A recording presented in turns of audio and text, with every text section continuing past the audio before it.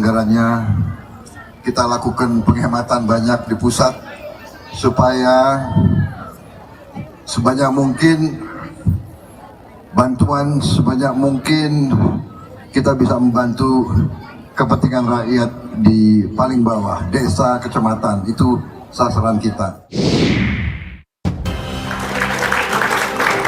Tidak ada problem dana dalam penanganan bencana di Sumatera. Mas Timothy Ivan Triono, staf khusus Kepala Staf Kepresidenan. Pertanyaan saya adalah, tampaknya pemerintah pusat agak alergi ya menggunakan terminologi bencana nasional. Ya, sebetulnya pemerintah tidak alergi, Pak Budiman. Pemerintah tidak alergi, Pak Presiden tidak buta dan tuli. Kita mendengar masyarakat, bahkan Pak Presiden ini tiap malam kan selalu buka medsos tiap hari. Buka medsos? Selalu buka medsos tiap hari. Beliau tuh punya iPad yang setiap malam tuh selalu beliau buka gitu. Dan saya yakin betul bahwa Pak Presiden itu selalu memikirkan rakyatnya, dan tentu ini adalah proses ya. Proses karena kalau kita bicara kan tanggap darurat provinsi di Sumbar itu kan 25 November sampai 8 Desember.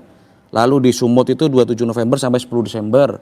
Di Aceh 28 November sampai 11 Desember. Meskipun ini sifatnya tanggap darurat provinsi, tapi Pak Presiden tadi sesuai statementnya beliau sudah menyiapkan segala sumber dayanya gitu. Bahkan tadi saat preskon Pak Menko PMK menyampaikan bahwa Pak Presiden memberikan jaminan bahwa dana dan logistik nasional tersedia secara total dan secara penuh untuk penanganan bencana di 3 provinsi tersebut. Jadi saya rasa sih pemerintah tidak alergi, dan pemerintah sudah menyiapkan betul, termasuk juga nanti tahap selanjutnya rekonstruksi dan rehabilitasinya juga sudah disiapkan oleh Pak Presiden. Dan saya tambahkan sedikit, pemerintah juga sudah mempercepat penyaluran bantuan dan evakuasi. Lebih dari 50 helikopter TNI, Polri, BNPB sudah diterjunkan, begitu ya. Lalu kita juga pemerintah selalu melakukan evaluasi. Kan kemarin ada pengiriman bantuan airdrop yang berasnya juga jatuh kan, lalu dikritik oleh masyarakat, oleh korban. Kami melakukan evaluasi dengan berbagai macam skema. Tadi saya dapat update dari Pak Kasat bahwa pengiriman itu ada berbagai macam skemanya. Misalkan sekarang mengirimkan bantuan itu sudah dimasukkan dalam box-box yang diberi baling-baling gitu loh. Jadi ketika diturunkan ke bawah itu tidak langsung jatuh gitu. Itu bagian dari evaluasi begitu. Lalu juga kita pakai sealing begitu dalam pengiriman begitu. Jadi dan juga untuk pemulihan tower bertegangan tinggi, Pak Presiden juga sudah memerintahkan kepada PLN untuk segera mempercepat. Yang tadinya prosesnya butuh waktu 5 sampai 6 hari, Pak Presiden perintahkan dipercepat menjadi 2-3 hari, sehingga target nanti pada hari Jumat 5 Desember begitu ya, perbaikan itu sudah terlihat hasilnya. Lalu untuk perbaikan pemulihan layanan telekomunikasi, Presiden juga sudah perintahkan kepada Komdigi, kepada Telkom juga, dan Telkom sudah menurunkan personil sebanyak 2.498 gitu untuk melakukan perbaikan gitu. Jadi kalau dibilang pemerintah itu alergi atau anti, atau pemerintah ini istilahnya tidak mendengar masyarakat di daerah menjadi korban, rasanya tidak. Karena kita betul-betul memperhatikan, dan Pak Presiden selalu tegaskan bahwa kita siap. Oleh karenanya Pak Presiden telah melakukan efisiensi di awal pemerintahan.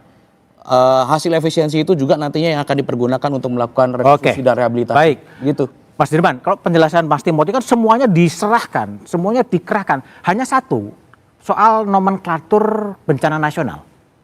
Ini katanya dihindari ya, atau gimana Anda lihat? Saya pengen menggunakan Pak Bupati tadi. Itu kewenangan Presiden. Jadi kita memberi kepercayaan pada Pak Presiden untuk memberikan judgement. Tapi begini, saya ingin menggarisbawahi bahwa pengalaman dari bencana ke bencana, justru masa-masa paling sulit bagi rakyat adalah hari-hari ke depan ini. Karena kalau yang kemarin sudah lewat lah ya. Tapi hari ke depan ini makanan sudah mulai turun, tadi sudah mulai hilang, kurang. Tapi yang juga harus diwaspadai adalah penyakit. Karena nanti akan ada bangkai-bangkai binatang yang mati, kemudian menimbulkan virus, mulai ada diare, mulai ada penyakit kulit segala macam.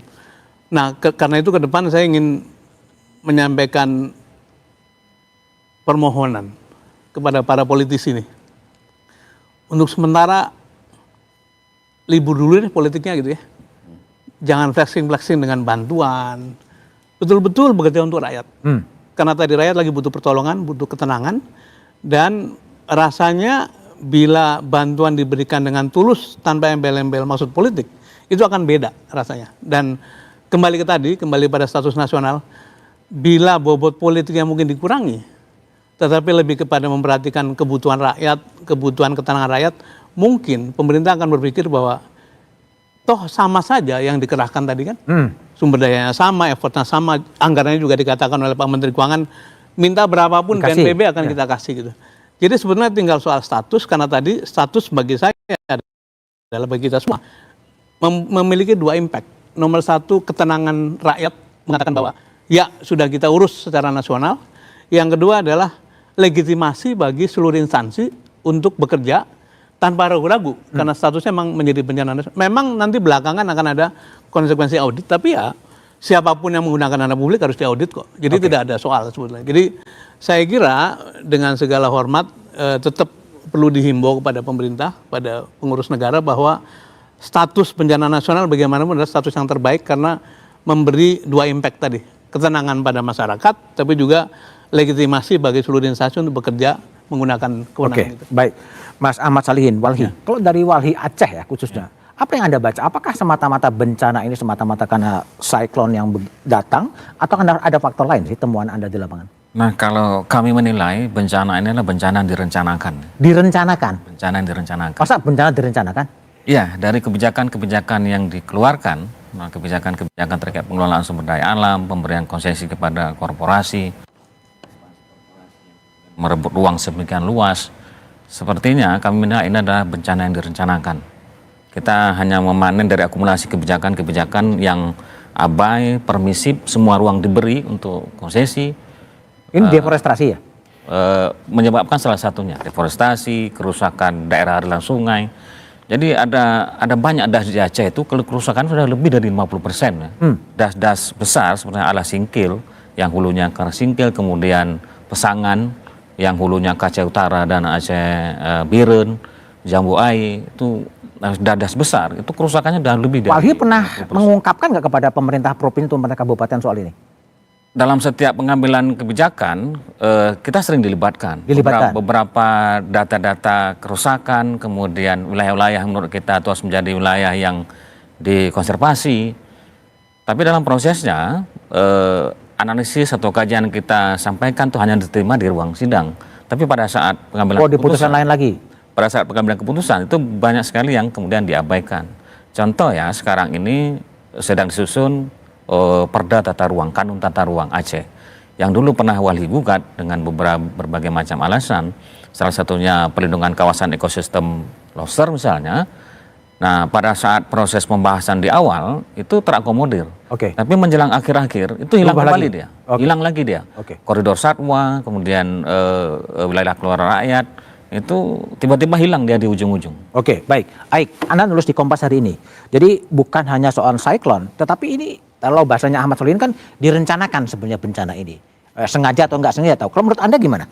Ya, bahkan sebenarnya definisi mengenai bencana alam sendiri sebenarnya juga sudah definisi yang tidak tepat sebenarnya. Tidak tepat. Bahwa UNDRR sendiri sudah menegaskan bahwa bencana itu hanya terjadi jika fenomena alam atau hazard alam, ya, artinya ancaman alam itu seperti gempa bumi, tsunami, termasuk badai, siklon dan seterusnya terjadi pada masyarakat yang tidak dilindungi gitu ya. Artinya dan bahkan saya setuju dengan Mas Solihin tadi ya, dalam konteks kalau kita melihat apa yang terjadi di Sumatera saat ini bencana ekologis kalau menurut saya. Bencana ekologis. Karena apa? Karena apa yang dilakukan selama ini secara sistematis selama bertahun-tahun, dan saya pikir terutama 10 tahun terakhir kita bisa melihat bagaimana alih fungsi lahan yang sedemikian cepat terjadi, dan itu terjadi di area-area hulu juga, tambang, HTI, dan juga bahkan hidrotermal, dan banyak sekali di situ di daerah-daerah hulu yang menurut saya kalau dari per definisi aja ya,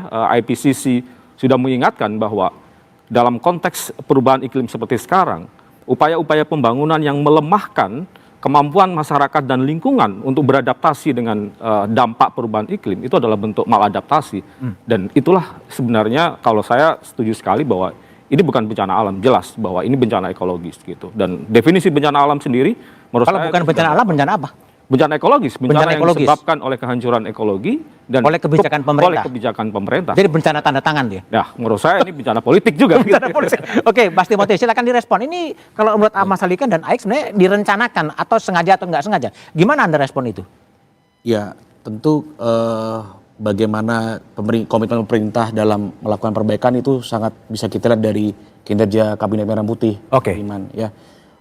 Terkait dengan misalkan hutan, ya, kami mengakui bahwa mungkin salah satu penyebab musibah kali ini adalah penebangan pohon, ya, illegal logging dan segala macam gitu, dan itu diakui oleh kami, oleh pemerintah begitu. Dan Pak Presiden terkait dengan kawasan hutan pun sudah sejak tahun ini ya menerbitkan Perpres nomor 5 tahun 2025 tentang penertiban kawasan hutan begitu, dan Presiden juga membentuk Satgas penataan kawasan hutan begitu. Dan hingga saat ini ya Satgas PKH itu sudah melakukan penyitaan 1,5 juta hektar lahan dari 587 perusahaan nakal. Itu sudah ditertibkan oleh Satgas PKH. Jadi Ditertibkan tuh diapain sih? disita lahan, Disita. lahannya. Terus? Lalu juga nanti akan dilakukan perbaikan-perbaikan oleh Kementerian Lingkungan Hidup gitu, dan Kementerian Kehutanan gitu. Dan tadi saat preskon pun Pak Sawitnya. Kapolri dan juga Menhub menegaskan bahwa besok akan dilakukan rapat koordinasi untuk melakukan penyelidikan terhadap oknum-oknum yang diduga melakukan perusakan lingkungan, perusakan hutan begitu. Jadi saya rasa aparat penegak hukum dan juga pemerintah itu juga akan mengejar oknum-oknum yang melakukan perusakan lingkungan tersebut. Bahkan dalam kunjungan ke 3 lokasi bencana itu Pak Presiden menegaskan bahwa maling-maling uang rakyat ini harus dikejar sampai dapat gitu. Dan saya rasa kita di sini tidak ada yang meragukan komitmen Presiden dalam penegakan hukum Itu sendiri ya. Oke, jadi catatan apa yang bisa dipetik dari bencana Sumatera setelah jeda berikut ini?